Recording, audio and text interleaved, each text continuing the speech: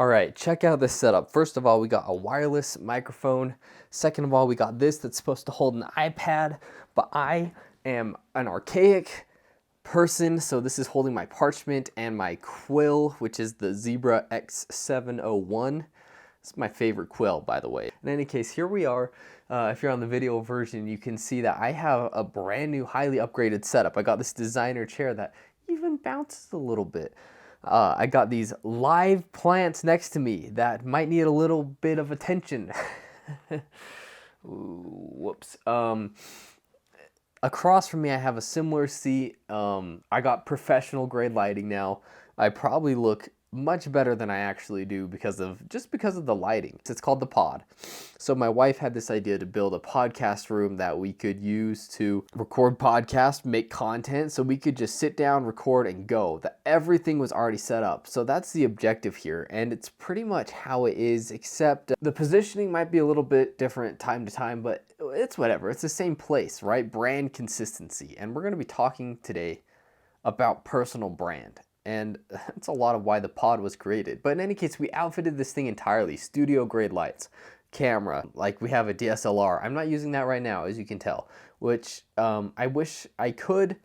But when I'm recording a podcast, unfortunately, Canon, fun fact, Canon's cameras have this rule, this old tax law that said that video cameras got highly taxed when they were imported. So Canon said, we're not a video camera. We can't record for more than 30 minutes. So it cut off at 30 minutes. The reason that Canons do that is simply because of import tax law. Did you know that? It's insane. And it's very frustrating because I can't record for more than 30 minutes on a Canon camera. And that tends to be, well, my podcasts tend to be longer than that. So until I can set it up as a webcam, which won't be able to do 4K, unfortunately, you're not going to see the Canon camera. You're going to see my iPhone. Which I think does just good. I think this looks plenty professional. It's even flattering. And the way it handles the corners, it doesn't warp them like the GoPro does. The GoPro does do 4K. It is the camera that I would use, except it distorts it, like I said. And it's not perfect quality when you crop the 4K down to vertical size. So right now we're just filming in vertical. And that's what I would recommend if you're doing this yourself, by the way. You can rent this space. If you're in the Logan, Utah area, you can rent the Pod. Pricing, we haven't settled on yet because we have such nice equipment. We have to price out what it would be worth to be able to use all this stuff. And it's going to be so plug and play. And there's also going to be a lot of value around it. For example, if you're, say, 40 and not familiar with social media, but you know you have to be on it, you know you have to be creating content, then that's where I step in and I can say, this is the kind of content you should try to create. This would fit your personal brand. This would feel comfortable for you to film, and we can help you edit and post it. We have resources to do that. That's going to be some of the value surrounding this room, the Pod. But I'm not trying to sell you on it. That's not the purpose of this podcast. I'm just telling you my plan, and that's where it's going to go from here on out. So Alex Hormozi says that the riches are in the niches. I mean, a lot of people say that, right? Actually, what Alex Hormozi says is, don't make me niche slap you, which is hilarious. It means that a lot of companies try to reach everyone. What's your niche? Oh, anyone who will pay. That's terrible. So little business lesson is that I'm going to try to niche down and be very specific. And this is not going to be some random niche I pulled out of a hat either. This is going to be people that I've met, that I've heard from directly, that I have connections to, that I'm going to have more connections to in the future, that are very easy to target, that can be found places, and I'm going to tell you what it is. So I made this podcast room, and at first I'm like, let's just rent it out to anyone, right? Well, we're going to get pretty specific, which is you can't get too specific, especially in this more rural of an area. The population's a little over 100,000 for the greater Cache Valley area, 150,000, I believe, which when it comes down to it, your total addressable market, TAM, isn't that big because you have to be close enough to come to this podcast room and use it. So as far as promoting this and building this into a business goes, I decided that it's going to be somewhat specific, but a lot of the specificity has to do with location. It's built in. The specificity that I'm going for is real estate professionals, right? Investors, wholesalers, agents who understand that they need to build a personal brand. They understand the importance of a personal brand and are willing to pay to have that done either done for them or for the most part done for them or done with them. And that's something that I can do. I know how to edit the videos to look very professional. I can post on a regular schedule. We can actually really help grow your Instagram, your TikTok, and build your personal brand. And that's what this podcast is about, personal brand. Okay? So, I don't want to have to restart this. Sorry, I feel like I'm rambling a little bit. And these notes, I got to come back to these notes. We're going to be talking about personal brand. But hopefully that niche, hopefully you understand that. I'm trying to be very specific and target specifically real estate professionals who need a personal brand and help them do it. And I want to do it all for them, which, yes, it's expensive. But the way I'm going to pitch it to the real estate professionals is this. And I'm not trying to like oversell it. I'm trying to make them understand that, well, first of all, by the end of this episode, you should totally... I'm getting excited here. If you don't know the value of a personal brand, then either you don't have one or you haven't seen anyone who's built a personal brand and become wealthy, or or both. I'm gonna name some names. You're gonna know who they are, and then we're gonna do a little game. All right. Robert Kiyosaki, Grant Cardone, Gary Vaynerchuk, Alex Hormozi, Ryan Pineda, Tony Robbins. I could keep going. I could name so many different names. How many of those did you recognize? Those people, their entire identity, the entire way that they make money, the entire way that you believe them, all of that is all based on them intentionally building a personal brand. All right?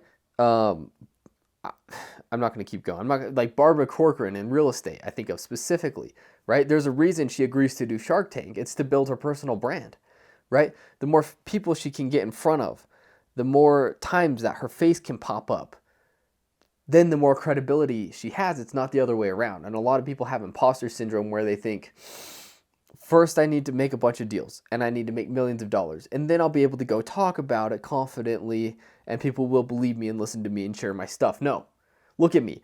First of all, there's a way to do it without being an imposter and leading people down the wrong path. And that's what I'm trying to do, which is to say, here is my journey and or here's what I've learned from other people, because I don't claim to have made millions. I haven't made millions in real estate. All right.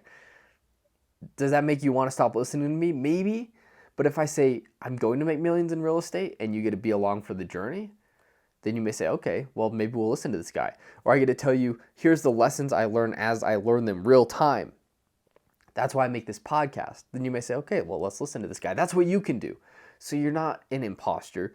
You're actually talking about what you're doing as you do it, what you're learning as you learn it, the projects you're doing, right? Think about these YouTubers that'll say like, I'm doing this challenge for myself for 50 days and here's how it's going to turn out, right? Well, that's what I'm doing. I'm building a podcast room to rent out and I'm going to tell you how it goes, right? Follow along. Here we go. Ready, set, go. That's what you do to start creating content. Now, real quick, before I get too deep into talking about personal brand, I just want to say that I am going to have guests on here. I've said this for so long, but I have a plan and I'm going to tell it to you now, so I have to be held accountable as soon as this podcast goes public. First of all, right now I'm using Buzzsprout to host these podcasts. I'm going to switch to Podbean because it can help you automatically post YouTube videos. It can take, it can do so much more. It's a lot smarter. It's a lot more integrated. It's a little more expensive. I can't convert the RSS feed over. So unfortunately, if you know anything about podcasts, what that means is all my old podcasts, poof, I have to basically create a brand new podcast, which hurts my little soul because I know that there are some people following me. There are some people who listen to these and download them regularly. I just started to see traction as far as downloads go on Buzzsprout. So it hurts my little soul to restart from ground zero, but there's going to be so much better content. There's going to be guests and stuff like that. And I'm going to have a new hosting platform. So that's one thing. The second thing, I am going to have guests. Some of them are going to be remote. And I'm not going to worry too much about the mechanics. I'm sorry, the sound quality might just suck. That might just be the end all be all. The sound might just be terrible. because you have to do the Zoom calls, and the video quality might be terrible because I don't even know how to record well on my computer, right? I'm trying to figure out OBS and all these streaming platforms that people use. It's crazy complicated, and I don't know how I'm going to get a guest to tell them how to do that. So I literally might just do a normal Zoom call with our computer, cameras, and microphones and recording systems, like screen record it. Worst of the worst, easiest, simple start possible. But that's how you get started normally. And then you can upgrade it. Oh, I could just, I know there's an app for it. There's a program where you can send them a link and then they can do a video call with you through there that's recorded. I think that's what we might do because it promises to be better quality. I don't know how much it is, but whatever it is, it's got to be worth it for me. I'm willing to spend money for this sort of thing, and we're going to talk about that in a second. So my plan is 10 emails, texts, or calls every single day to people who could be my potential guests, right? This is how it starts. And you should do this too. You should be doing a podcast. A podcast is an amazing way to get short form content. What you're watching right now, you are watching long form content. You might be seeing it as short form, split up really small. That's because I did one long form podcast with these notes that I wrote down right here with the intent to have short form pulled out of it. Okay? You have to be doing a podcast. The greatest way to do it is have guests, especially if you don't have your own rapport. Then you can borrow their rapport, right? I think of Graham Stephan. If you don't know who he is, he's a financial guru who's a lot younger. Right, he's a lot like Dave Ramsey of our generation. He's a young guy, but he started to build some credibility, some wealth. But then he went and interviewed people all the time. He started the Graham Stephan podcast. Is that what it is? He started a podcast. He has his friend there, but then he's borrowing from the audience of all these people who come onto the podcast, and it cross-pollinates. And not only does it cross-pollinate people coming to his podcast and growing the size of his audience, but also it grows his reputation. You got to have guests. All right. Stepping back, my plan to get guests.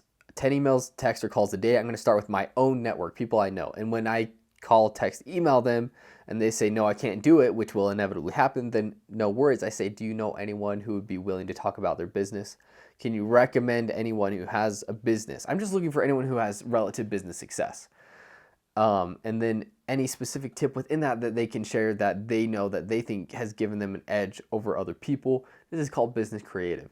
Anything that they feel creative about, anything that they want to do in the future, anything that gets them hyped about their business, right?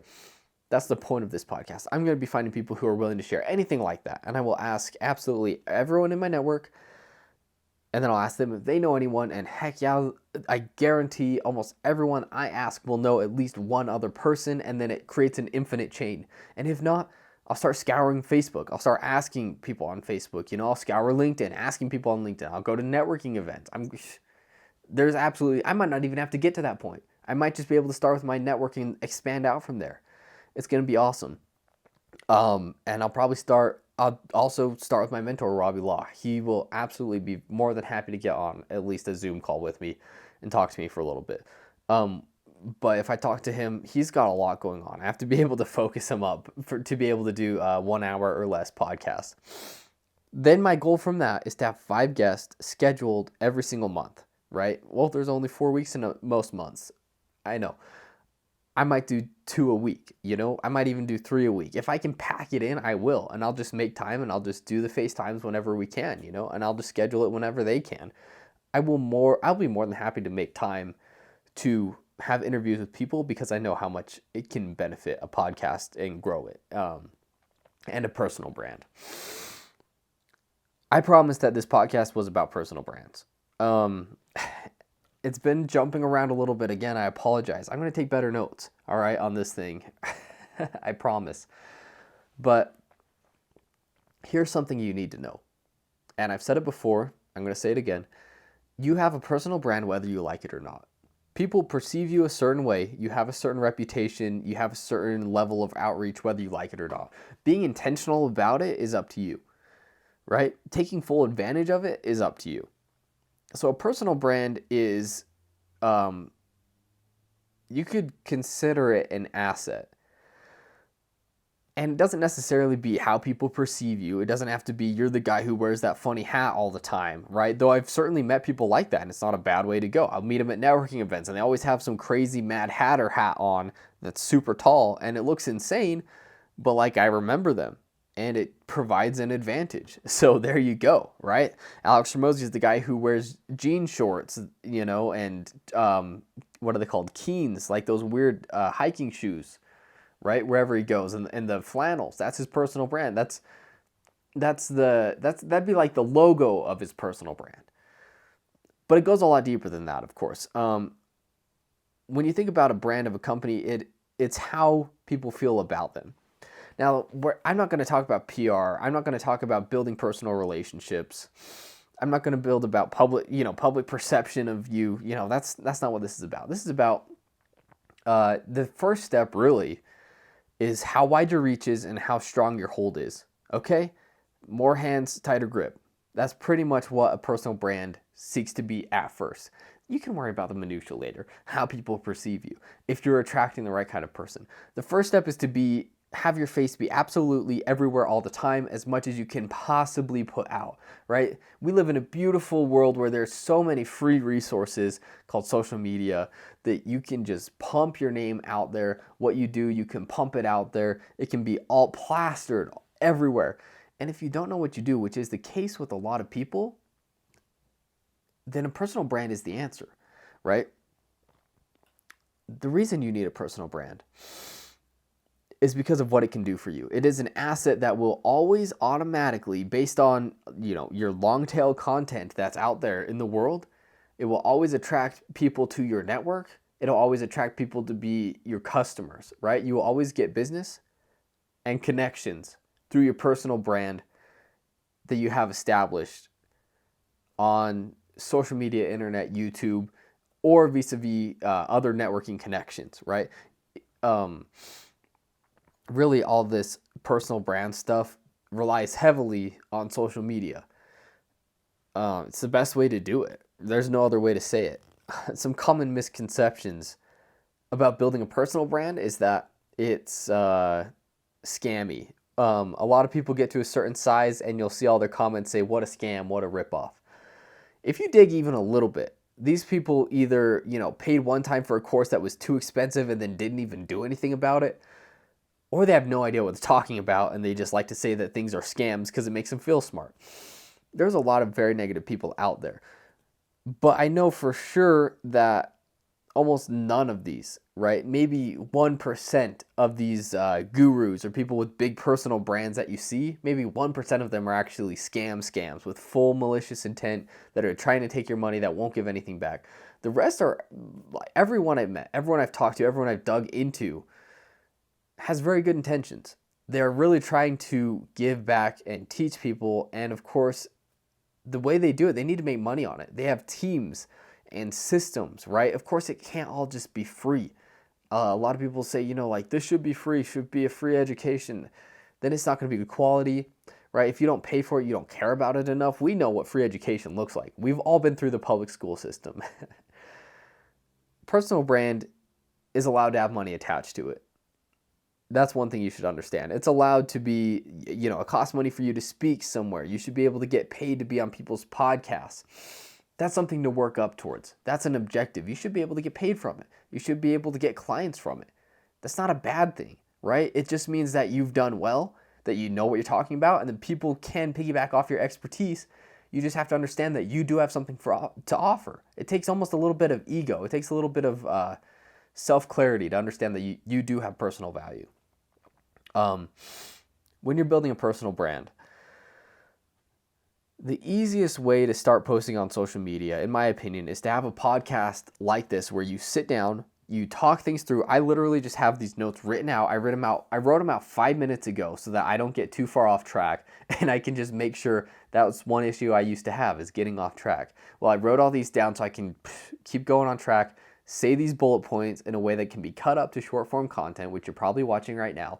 I can make a lot of short form content from that. I can add these awesome subtitles, which, by the way, are AI generated. I don't have to type them in. I don't have to edit them. I don't have to do the icon, the colors, the size. I literally upload it to a website called what's it called?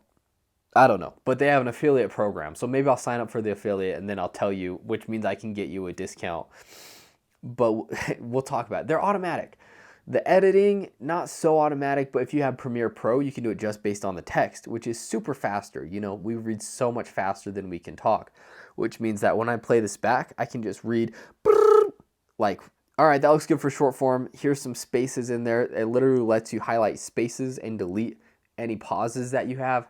It lets you, it's so smooth, so clean. The words, that lines up the video with the words so precisely. So it's, what do they call it? Text-based editing. So I'll have a paragraph. I can find what I want in that paragraph. I can edit that. Very easy, very simple. And then boom, you get this short form content.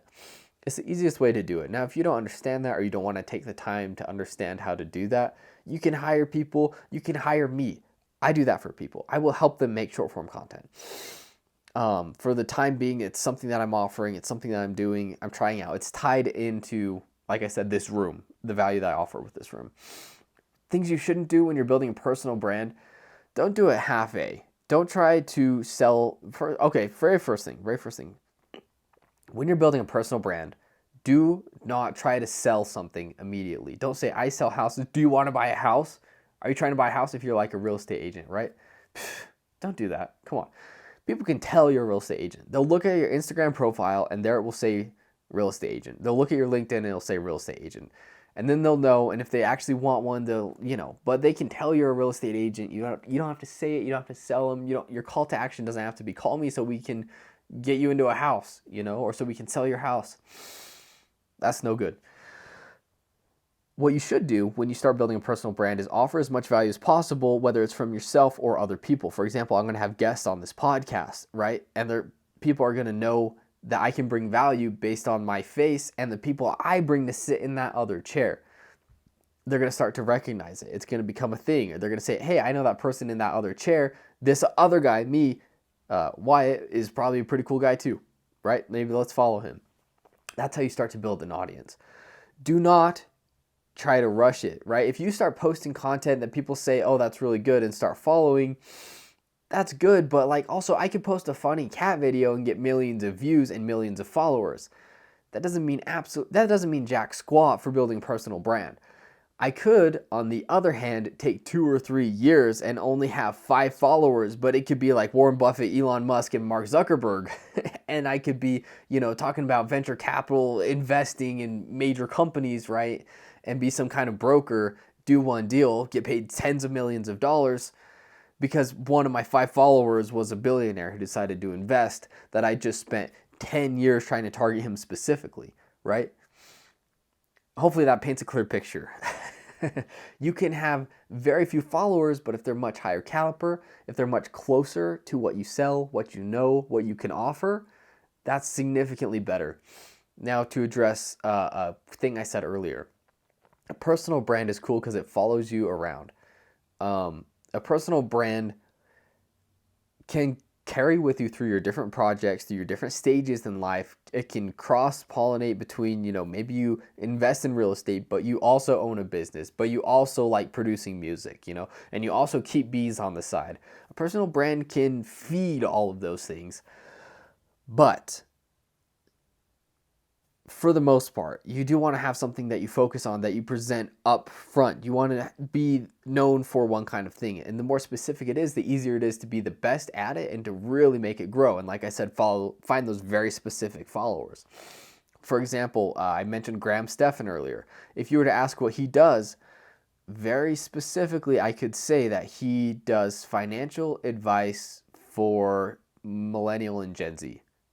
All right? That's not the most specific in the world because especially since he's grown to the size where he can begin to branch out, but I know what he does, right? He doesn't talk about sports he does or things like that, which wouldn't really make him money. It wouldn't really contribute to his personal brand. So you do have to keep that in mind as you try to build and grow.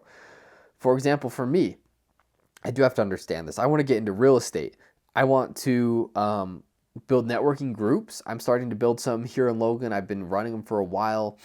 They have a lot of potential to grow if I can organize them.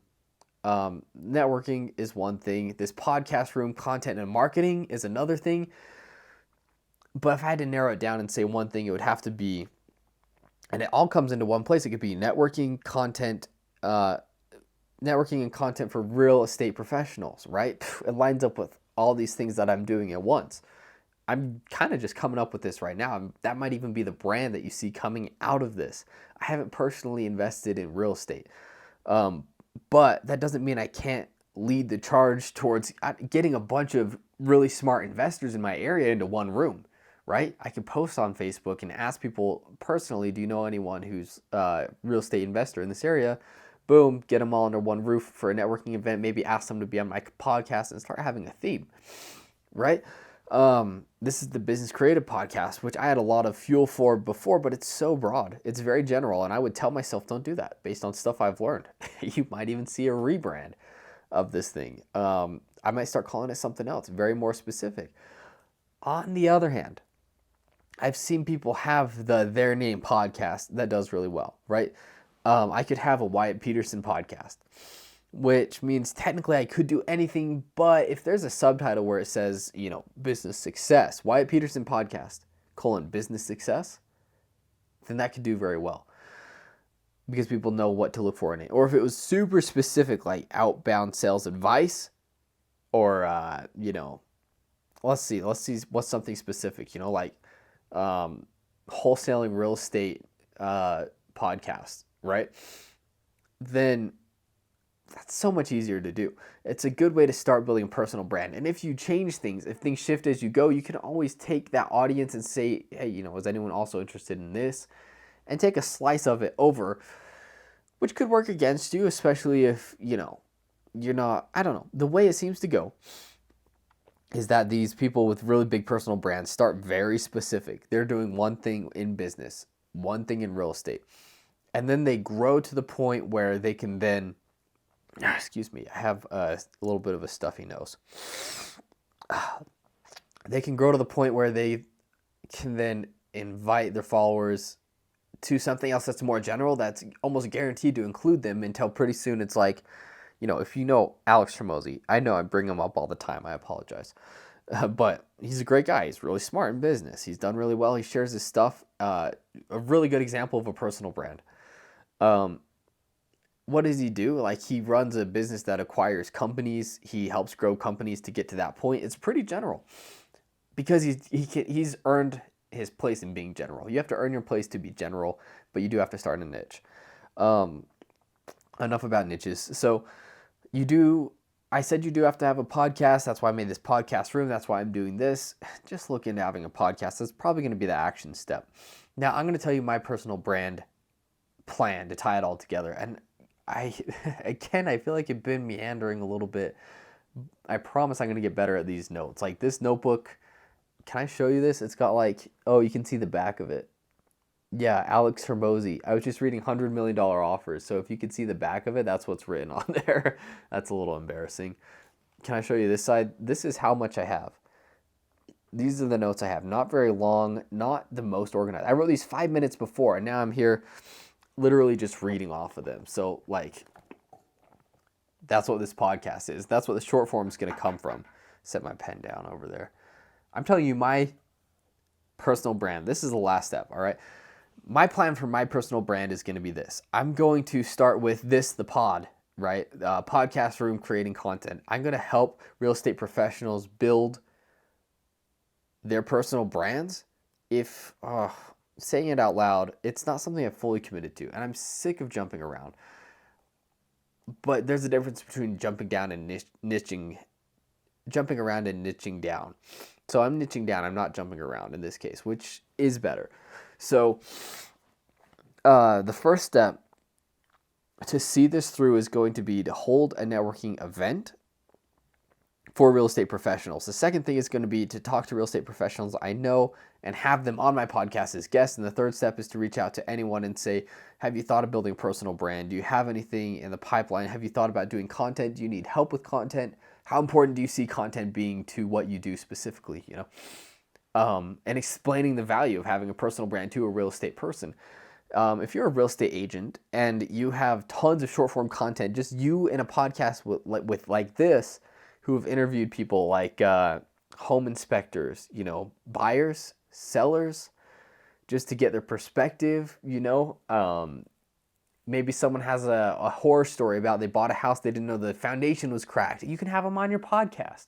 And if you do that, then think about it. If you're the only one in, like, say, northern Washington state, you're probably one of the only real estate agents who's doing that kind of thing to such a degree that you're doing it.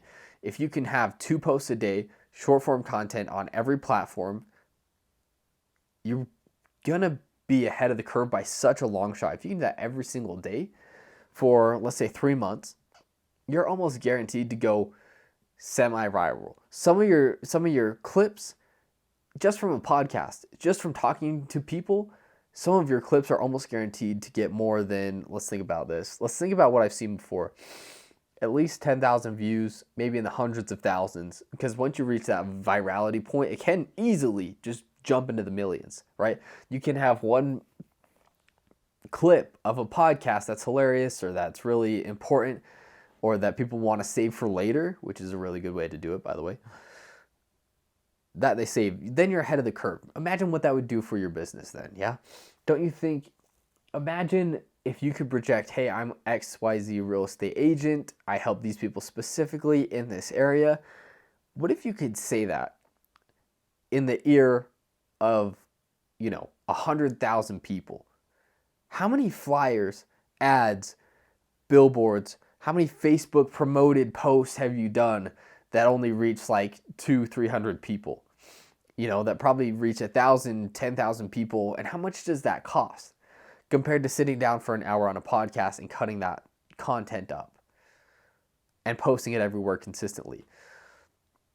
I don't think people realize that this is the most obvious plain solution. Not enough people have jumped on it as it is, and it shocks me. Anyways, I want to help people realize that. I want to help people do that. So that's kind of my personal brand. That's my one sentence statement. If I had to sum up the pod that I built, I did make a one-liner for it. And basically this is the one-liner for the pod, which is where you see me sitting now, right? So this room itself, trying to rent it out, I created this one-liner. Let me explain, before we're almost done. My notes have run out, but I do feel like I have to say this to add value to you.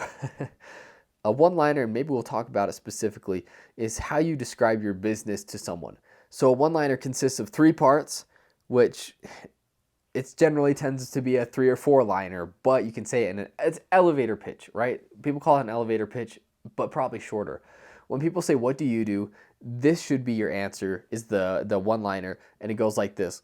The problem that people have, how you solve it, and the vacation, right? What their life looks like afterwards. For example, I'm using my phone to record, but I wrote this on my phone notes. So I can't really pull it up right now, but I should have it memorized because it's not hard to memorize once you have understand. You don't have to do it word for word, obviously, but it should be, once you boil it down to what it really is, it should be very impactful. So the problem that your customer has that they're facing, for example, I'm getting very specific, real estate professionals, right? Investors and the like. The problem they have is they probably want to build a personal brand, right? Our customers do. They need to build a personal brand. They understand the importance of it, but they don't know how to get on social media, post consistently, or record. We help them do all of that. We help manage their social media, manage their posting and recording, so that then they can have a personal brand built for them automatically that generates leads and is an asset that helps them network totally autonomously for them, right? And there's so many parts of that I really want to boil and break down, but I don't want to take up any more time. That's the end of this podcast. The action step I'm going to leave you with is take a good hard look at your personal brand. Is there a one-liner that you can say to people, that you can present on your social media, etc.? And then I'm just going to say, sit down and post. Sit down and say something, right? A lot of people say just sit down and start posting. It doesn't really matter. It does matter. But that's the point, right? All these creators will say, it doesn't matter, just post whatever, not because it's going to work, it's because you need to get in the habit of posting, right? It's like a personal trainer saying, just go to the gym, just go walk outside, because it's the first step that really counts. You might not get tens of millions of views. You might, right? If you had the chance to get tens of millions of views, wouldn't you take it? But also, if you could be almost guaranteed to get tens of millions of views by relevant people that could end up being people who buy from you, who tie into your business, who network with you, then why wouldn't you post consistently? Take that path to consistent posting. It's a no-brainer. So take that first step. Post something stupid, doesn't matter what it is, even if it's it should be embarrassing. If it's not embarrassing, it's not going to be memorable. If it's not embarrassing to you, the creator, then it's not going to be memorable to the people watching it. So the content you make should be a little bit embarrassing, but make that first piece of content. Consider what your personal brand is going to look like. Write it down. Write down the image of how that's going to turn out, the personal brand. It's kind of a two action steps, and I'm going to do them. I'm going to write them down right now. All right, ready? Action step, and I'm writing it down so that I have to do it and so that I'm held accountable, and let's make this in more definite terms, all right? 1, make a post. It should be simple enough, right? I presume, especially if you're watching this podcast, that you've posted before. It has to be a daily thing. So if you've posted before, or even in a way that's starting to build your personal brand, then maybe make a new Instagram. I did that. I said the best way I can build a personal brand is make a new Instagram and just document what I'm doing, right? Since I don't necessarily have rapport, the next thing I can do is document what I'm doing and what I'm learning. So I did that. I started posting what I'm doing and learning, and I instantly jumped to 1,600 followers because people loved seeing the behind the scenes, the pretty raw cut footage of here's these projects I'm doing. And it's done really well already. I've been very impressed. That's what you can do. Build a new Instagram, right? That's an option. So if you've made a post before, then consider making a personal brand one that's just documenting your steps as you go. And then the second part I said is make a vision of the outcome of what you want your personal brand to look like. Personal brand, I'm going to say Z. A to Z, right? Z is the final steps, what it looks like, what's the end game here. Really good to know. And you can really look at people who are in a position you want to be in and just write that down, and this can change as you go. It doesn't have to be the end all be all. Don't overthink it. Just write down something that would be really cool for you to be in 10 years from now with a ironclad personal brand that people say, oh yeah, enter your name. Say your name right now out loud. I'm going to pause. Say your name. That's a personal brand. That is your personal brand. What do you want that to look like when people say that name out loud? All right. That's the second one. Build that personal brand. Build the vision of the personal brand. Anyways, those are the action steps. I'm going to do them, and you're going to see them on social media. And the social media I mentioned, if you want to check it out, is What Wyatt's Doing, all one word, no punctuation. So let me write it on here. Man, I love this notebook. This is probably going to be a permanent part of it. This might be part of my personal brand, is having this notebook here. And you guys see my notes too. You get to see behind the scenes what I'm doing, what I'm writing, what I'm thinking about. Bam. And it's so fun on this little extendo arm thing here. Look at this. I can just lock this in place and walk away now. If you're not watching the visual version of this, then you're missing out, honestly. But if you are, well, thanks for watching. And crap, I'm just realizing I might have filmed this in 4K. So hopefully you enjoy this super high quality version of it. Thanks for listening and or watching, and have a good one.